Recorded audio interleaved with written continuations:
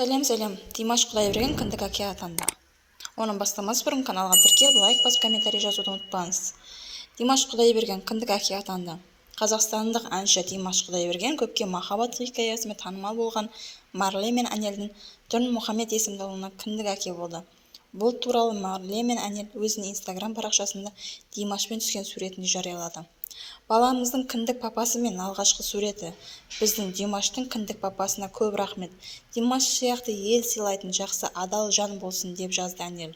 Желі қолданушылары жас отбасының құттықтап жылы лебіздерін жеткізді. Бөпенің бауы берік болсын, Димаш папасы сияқты халықтың баласы болсын, қандай керемет, үлкен азамат болып өсе берсін. Димаш ағасына жол берсін. Екінші Димаштың ғұмырлы болсын, көз тимесін, деп тілек білдірді.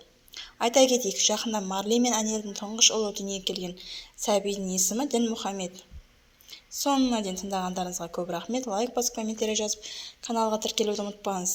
Шоу-бизнес жаңалықтары әрқашан сіздерге жаңалықтарды алғашқылардың бірі болып жеткізетін болады. Ол үшін каналға тіркеліп, қоңырау белгісін басуды ұмытпаңыз.